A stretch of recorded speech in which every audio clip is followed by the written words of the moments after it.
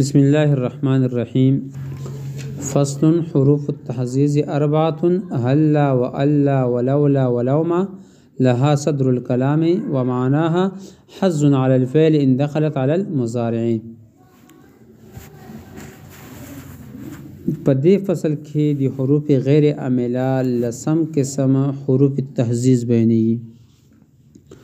تحزیز لغوي معنی ده اوبارنا، برانګیخته کرنا. مطلب چې یو سړی یو کور ته تیارول، په جذبې کې وروستل.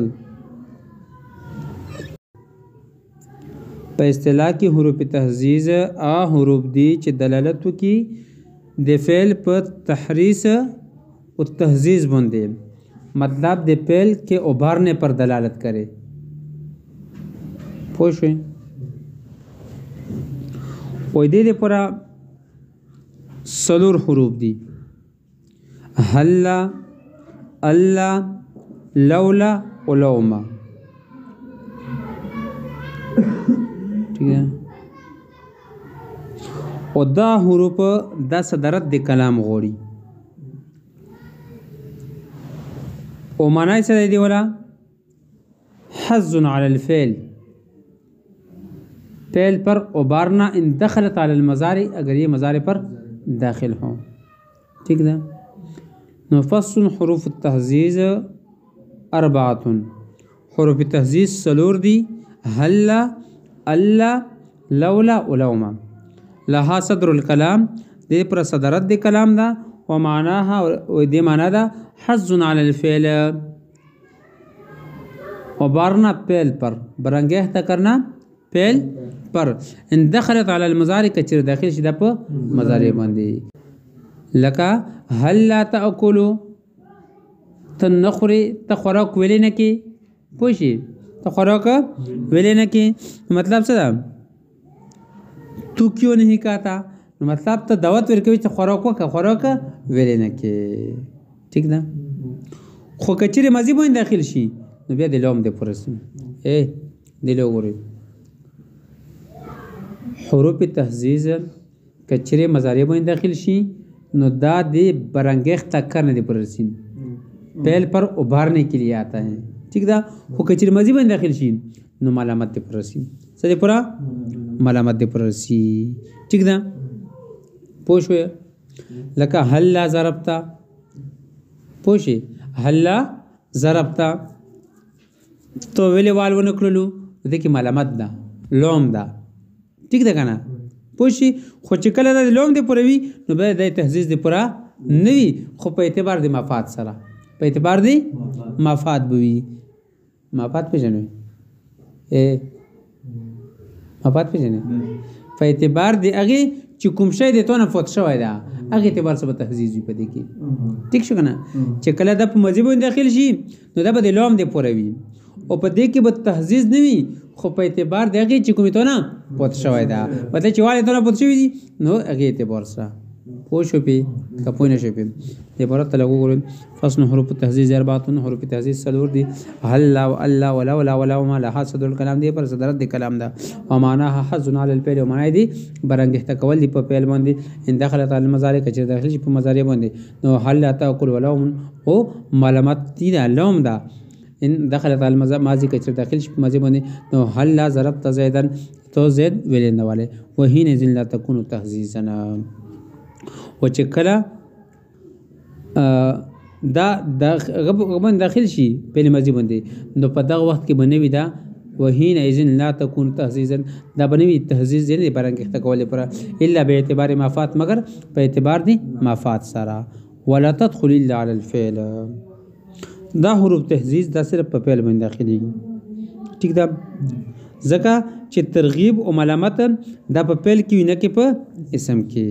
او که چې دې نه بعد د اسم راغلی وي نو هغه کې فعل مقدر وي، هغه کې فعل څه وي؟ مقدر وي. او دا حروف تحزیز به په فعل مقدر باندې داخل وي. ٹھیک ده که نه؟ او دغه اسم دا به د فعل مقدر د پوره معمول وي. ٹھیک ده؟ پوه شئ؟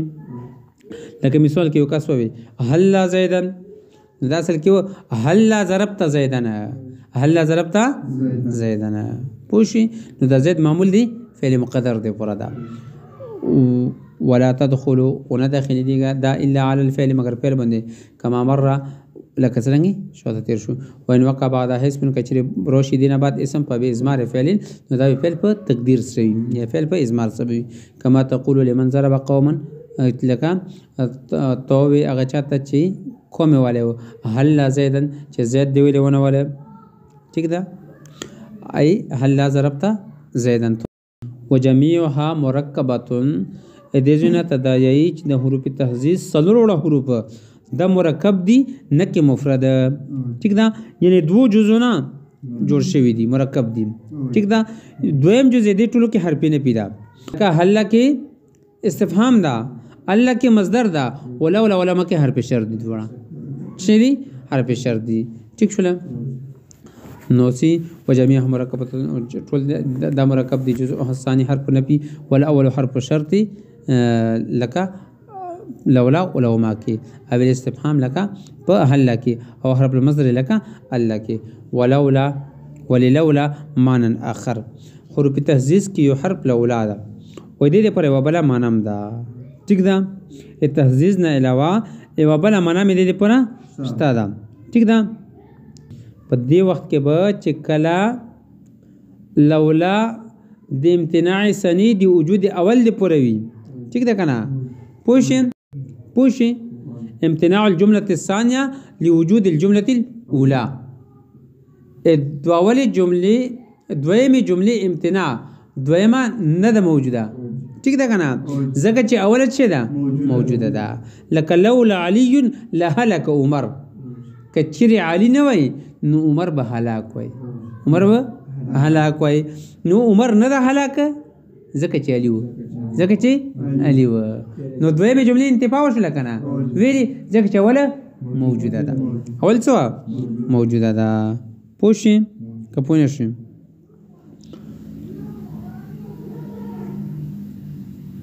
نو لولا په دو جملو کې دو جملو طرف ته به محتاج وي په دې وخت کې به چې کلا لولا د امتناع سنی دی وجود اول دی پوروي ٹھیک ده کنه پوښین نو په دې کې بل ولا په دوه جملو باندې بیا داخليږي پوښي کپونه شپه او د کې به ولا جمله اسمیه ویخه ابدا همیشه پوښوي ولولا ولولا د پرمانن اخر یو بل معنا هو امتناع الجمله الثانيه امتناع الجمله الثانيه لوجود الاولى نحو لولا علي لهلك عمر وحينئذ تحتاج الى الجملتين دا وخت کې به محتاج دو جملو ته اولاهما اسميه اوله بسوي دي دوړو کې اسميه ابدا همیشه فصل حرف التوقع قد وهي في الماضي لتقريب الماضي الى الحال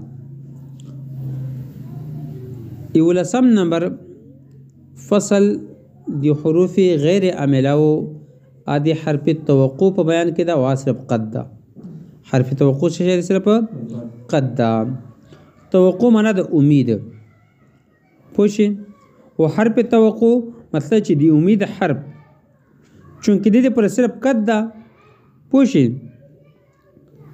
خپونه شي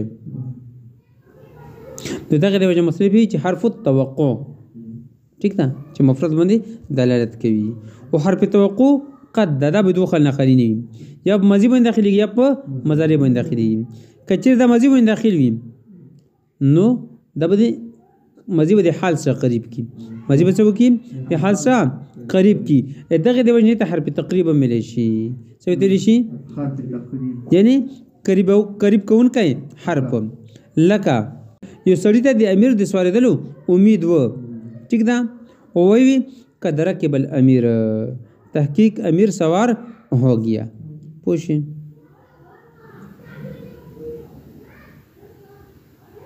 چې سړی دی امید د یو سړی دی امیر د سوالېدلو امید دوی ٹھیک ده کنه وغسی قدر کې بل امیر ای قبيله هذا نفصل حرف التوقع قد وهي في الماضي لتقريب الماضي الى الحال انه قد ركب الامير اي قبيل هذا ولاجل ذلك سميت حرف التقريب ايضا ده حرف تقريب هم يي ولهذا تلزم الماضي ٹھیک ده او دې پر ماضي لازم ده مطلب دا همیشه پر په دې صورت کې په ماضي باندې داخليږي ٹھیک ده کنه ليصلح يقع حالا دې پر چې ماضي کې صلاحيت دې خبره پیدا شي چې دا شي حال شي پوښي پوښې چې کوم ماضي حال واقع کېږي ایزګي زمانه د عامل نه مقدم وي. لکه مثال کې تو چې جاءني زید کدرکب ابوه چې راغله زید په داسې حال کې چې د پلار سور و. د پلار سور و. ٹھیک ده کنه. پوښې زید آیا اس حال میں کس کا باپ سوار ہو چکا ہے. پوښې د دې ځای جاءني څه شی ده؟ عامل ده. ورکبه ماضی ده. ٹھیک ده کنه. او حال واقع شوی ده. څه واقع شوی ده؟ حال واقع شوی ده. نو رکوب د اب دا د مجد د زید نه څه ده؟ مقدم ده. پوښې مجد د زید نه څه ده؟ مقدم ده. حالانکه نحیانو په نسبت باندې د حال او د ذوالحال زمانه به څه وي؟ ایواوي. حال ذوالحال زمانه به څه وي؟ ایواوي. نو لہذا قد په داخل کړ دې پوره چې دا ایوا زمانه خو ونه شوله خو سب دونه وکړو چې حال دې څه کړله؟ ارنجدو کړله. حال دې څه کړله؟ ارنجدو کړه. پوه شوې پې. ولهذا تلزم المزید دې وجه لازم وي ته مزید لیصلح یقه حالا چې دې پر جدت شي وکړي شي حال وکړي شي. دې کې اگر چې حقیقتا زمانه یې ونه شوله ټیک ده خو دقت دې وجه نه نږدو شوله وي ته نږدو شوله وي ته او که چېرې دا مضارع باندې داخل وي ټیک ده نو دا به تقلیل دې پر رسي. څه دې پر رسي؟ قد تجیئونه ته مصنف دا یایي چې ماضي اصل استعمال خدا دا چې دا د تقریب د پر رسي. څه د پر رسي؟ خو کله کله دا تاکید د پر مرسي چې کله دا جواب وي د هغه چا د پر یسالو چې هغه تپوس کوي جواب لمای یسالو چې کله د سائل د سوال جواب وي نو بیا کد د تاکید د پر مرسي. ٹھیک ده کنه. پوښې کپونه شپې لکه چا تپوس کړه هل قام زیدون نو ته چې قد قام زیدون د دې کې څه پر تاکید دی پر دا.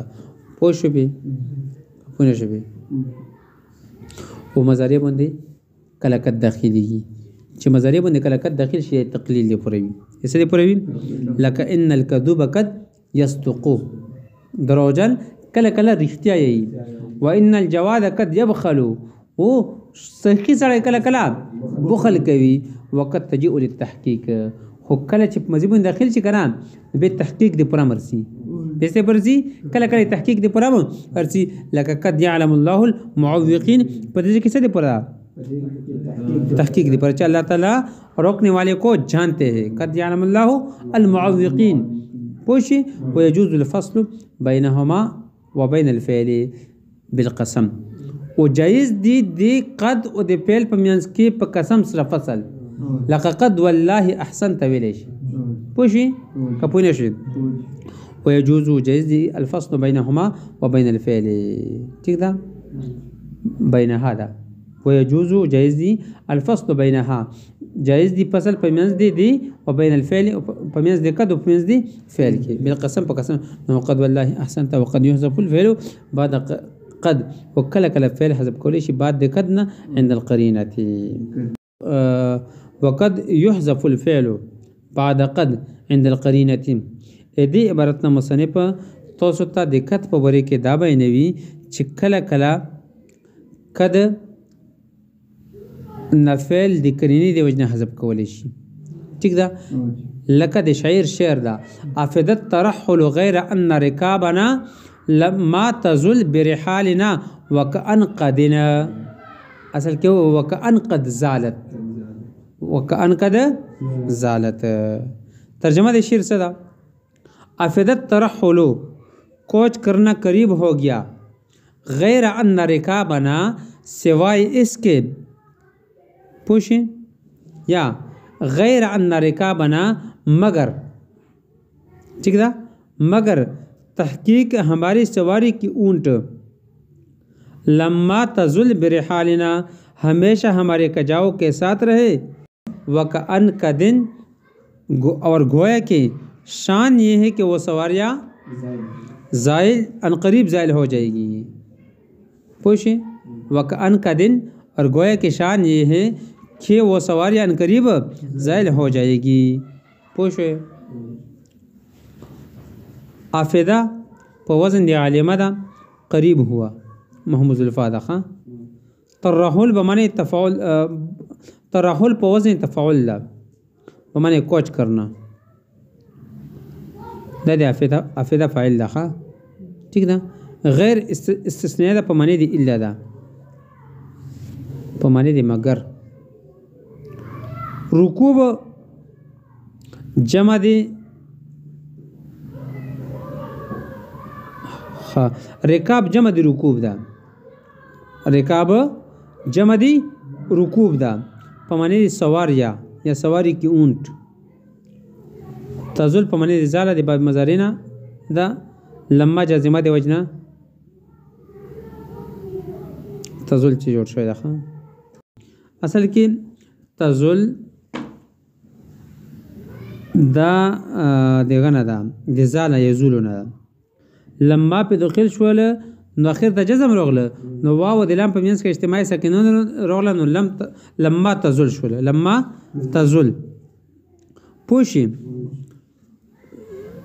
کپونه شپې په معنی دی همیشه رہے همیشه رہے په معنی ده ځکه چې تزل د زال نه کنه زایل کېدل نه پیدا کنه نه به داخل شول نو ځکه پکې دوام راغله همیشه پوشه رحال د رحل جمع ده په معنی د کجاوی ٹھیک ده شعر مطلب څه شعر په دې شعر کې قافلې تیراوندلو بورکیج د وخت نږدې شو خو مو سواری یعنی مو خونم تر اوسه پورې د کجاو سره دی پته چې هغه یا کوچ نه دا کړای هغه سفر نه د شکر خو ان قریب اغه نږدې دي چې کی سفر شروع کی ٹھیک ده مصیب د شعر ویل ذکر کړ ځکه چې په دې خبرې بندل نشي چې کله کله قد نفعل حذف کیږي د کرنې دی وجنا پوښي کپونه شپې مال استشهاد شته وکأن قدن دا شته قدن دا محل استشهاد ده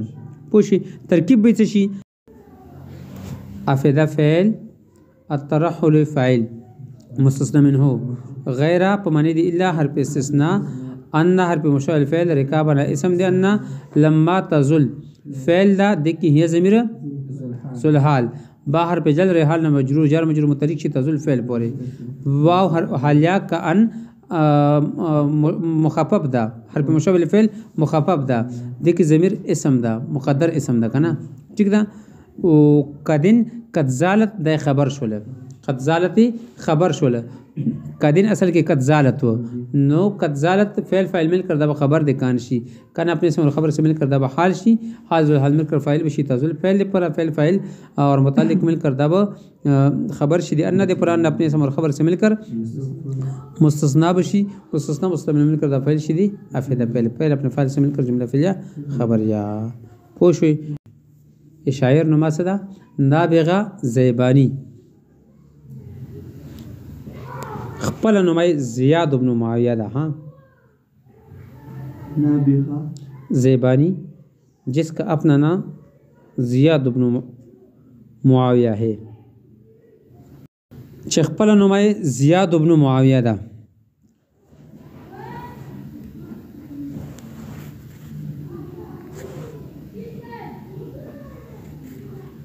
فصل حرفا الاستفهام الحمزة وهل لهما صدر الكلام او یو دولسم نمبر فصل کې مصنف حروف استفهام بیانوي حروف استفهام دو دي صرف یو حمزه ده او بل هل او د دوړو حروف صدرت د کلام غوړي دوړو حروف صدرت دي یعنی دا یی چې ابتدا د کلام کې ده ٹھیک ده او د دوړو په جمله اسمیه داخل دي شي په جمله فعلیه داخل دي شي ٹھیک ده خو د دې دوړو داخل دل په جمله فعلیه باندې اکثر دي د جمله اسمیه نه ویلي ځکه چې استفهام په جمله فعلیه سره اولاده د جمله اسمیه نه استفهام په فعل سره اولاده د اسم نه استفهام په فعل ځکه چې استفهام په فعل سره اولاده دي اسم نه پوه شئ په فصل حرف الاستفهام الحمزه وهل لهما صدر الكلام دې پر صدرت دي کلام ده ٹھیک ده وتدخلان علی الجمله داخلي کې په جمله باندې اسمیتن کان په جمله اسمیه مثال پس شي زید قائم او فعلیه یا فعلیه وي نو هل قام زید ودخولهما على الفعلیت اکثر داخلېدل د دواړو په جمله فعلیه باندې اکثر د استفهام بالفعل اولا ځکه چې استفهام په فعل سره اولاد دي اسم نه وقد تدخل الخمسه في موازن لا يجوز دخول حل فيها ٹھیک ده د ځینې مصنف دایي چې د حمزه استفهام استعمال حل زیات ده ٹھیک ده ځکه بعض یونه غدي چې پغې کې حمزه استفهام داخلېدلی شي او حل نشي داخلېدلی یا ٹھیک ده لکه فعل سره حمزه استفهام په اسم داخلېدلی شي خو حل په نشي داخلېدلی لکه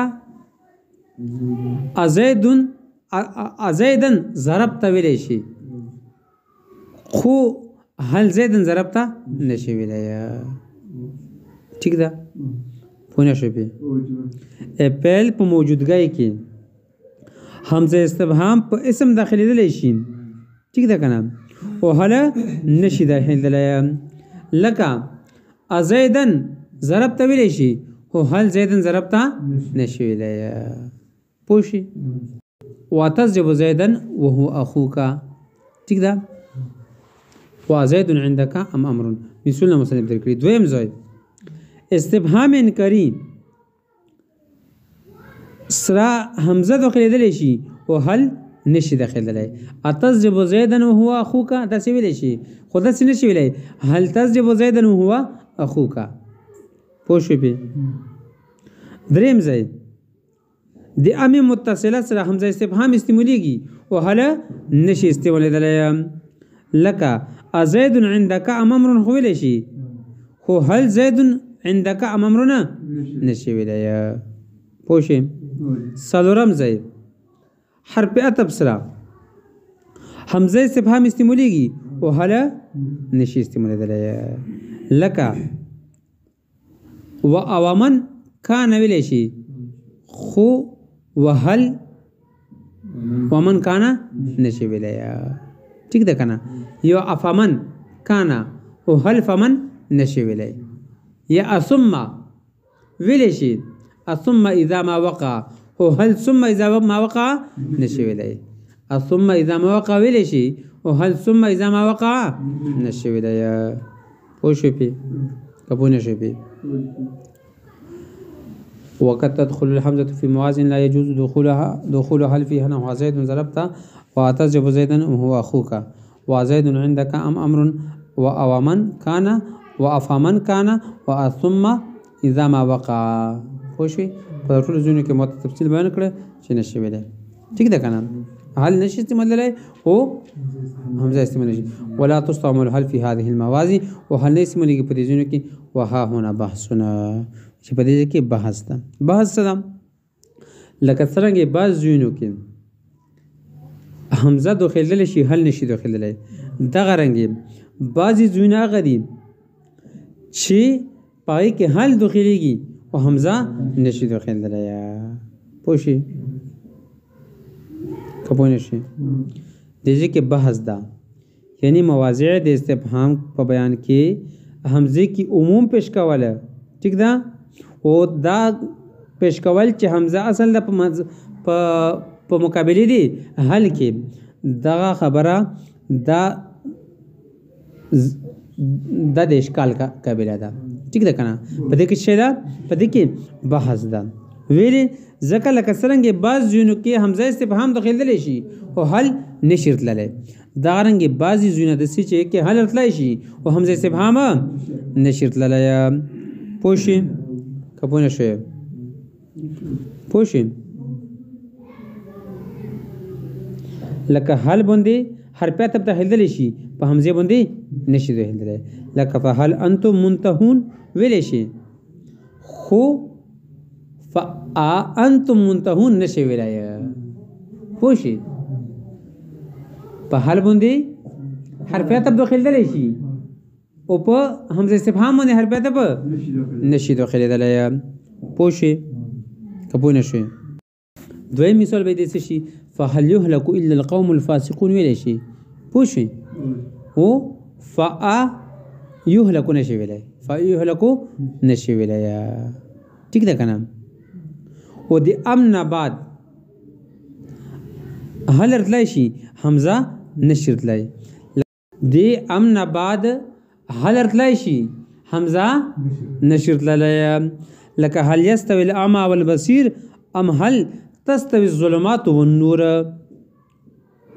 کپونه شي په دوزینه شو دریم ځای براینه پی د اثبات د پر هل ارتلای شي حمزه نشتلای هل صوب الكفار مطلب ای لم يصوب ٹھیک ده کنه ای لم يصوب په دې کې ارتلای شي ولرم دا چې هل استفهامیه د نه پی پیدا ور کوي لکه هل جزاء الاحسان الا الاحسان او حمزه دا پیدا نه ور کوي ٹھیک ده کنه او پنځم نمبر ځای چې د مبتدا خبر چې د مبتدا خبر چې د هل سره استعمال شي نو هغه باندې بعد داخلول جایز دي او د حمزه استفهام سره استعمال شي نو هغه باندې بعد داخلول جایز نه دي لکه هل زید بقائمون ویل شي هل زید بقائمین ویل شي پوښي لکه هل زید بقائمین خو ویل شي خو هل زید بقائمین نشي ویلای پوښي خو پوه نشي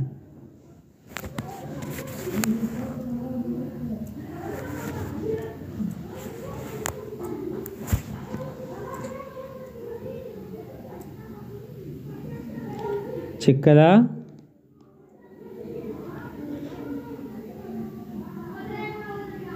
د مبتدا خبر د حل نه بعد وي ٹھیک ده نو د نفي د تاکید د پورا په دې باندې بعد داخلول شي په حمزه کې نشي داخلول لکه هل زید بقائمین خو ویل شي ٹھیک ده کنه لکه هل زید بقائمین ویل شي ٹھیک ده خو زید بقائمین نشي ویلای تاکید ولا خبره شته پکې ها نفي تاکید